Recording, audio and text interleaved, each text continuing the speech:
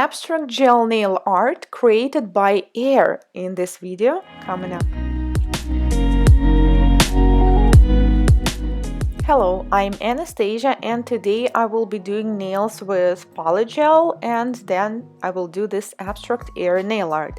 So this nail is already prepped. I applied dehydrator and non-acid primer and a thin layer of gel base coat. Then I cure it and feed the form. I usually use base coat for different brands of polygel because it creates a better adhesion. We will be doing square shape now, so I feed the form like this, a little bit tapered. At the end, let me show you the side view. You need to make sure there are no gaps between the form and the nail. If it's all good, we can proceed. I will take the medium-sized bowl and first create the free edge. You can do polygel application all at once, like in one step, but if you will do it like that with most brands, it will not be possible to pinch the nail. And I really like curved pinched nails as well as my clients. That's why I need to divide this process into two steps. So first step is this one. I'm creating a thin foundation of the design, and also at this moment we decide with the client what kind of length she wants, and if it's okay, then we just stop. If she wants longer or shorter, it's pretty easy to fix it right now. Then I will freeze cure it for about 20 seconds and pinch it. So this one, it is not really a pinching tool, it is actually a gel clip for dual forms, but since the nail was so thin, it works just perfect for pinching. Now I take more polygel and this time I will create the structure of the nail, build the apex and so on. The product I'm using for this video is called Cosmo Profi. It is Russian brand and you probably noticed that now I switched to a different brush. So it is more comfortable for me to do the cuticle area with synthetic brush, which is basically a gel brush, but it is easier to do the structure with acrylic brush. Well, this is not actually the brush I use for acrylic, this is my brush for polygel as well. It just looks like it is acrylic brush because it's longer and the length we are doing is like medium long, and previous brush was pretty short, so it just I think makes sense to work only on the cuticle area and do the rest with the second brush.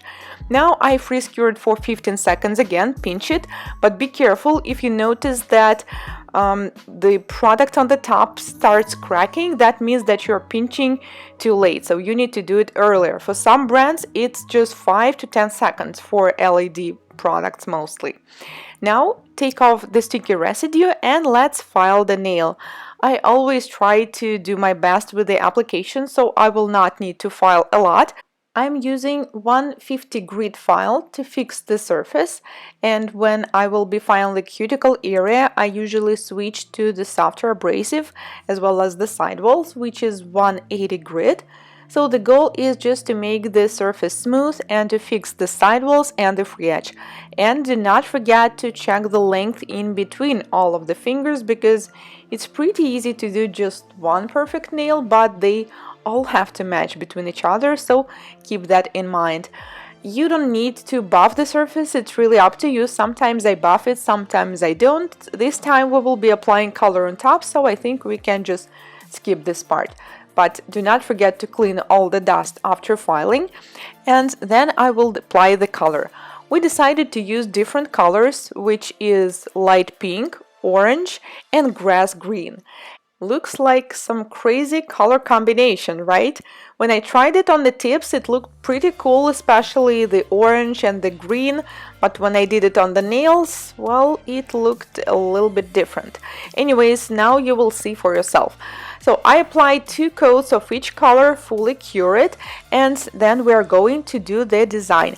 I already did this design on my channel, you probably seen it on the tips, I will leave the link down below if you didn't. So this time I wanted to show you how to do it on the nails.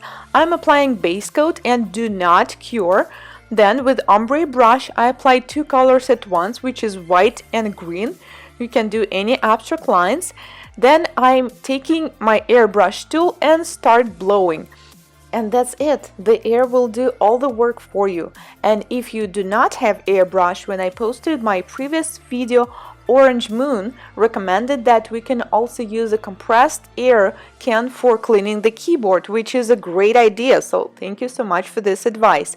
And honestly, when I first tried this design, I also didn't use an airbrush. I simply took a straw and started blowing, which might not look as very professional when you will be working with a client, but with airbrush it's also pretty easy to control the air. Like, you can press more, you can go further from the nail, you can go closer and get different look. Now when you're done, you need to immediately cure it in the lamp. And now let's do another one.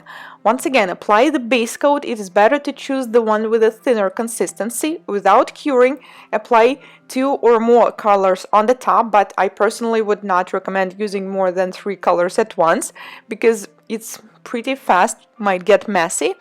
And then carefully start blowing. So on the nail it's pretty much the same as on the tip. The only difference is be careful. Do not blow the color under the cuticle because we don't want to flood the cuticles as well as the sidewalls. So what I did, I simply did not put too much color near the cuticle, and you don't even have to apply base coat on all over the nail. You can simply apply it on specific areas. Now cure, seal it with the top coat, and the design is ready. So this is abstract air design on nails. Like I said, I was a bit disappointed with my color selection. It looks so great on the tips, but on the nails it's like, well, okay. Thank you so much for watching. If you're first time here on my channel, consider subscribing as I post new nail art tutorials just like this one every week. And I will see you in my next one. Goodbye!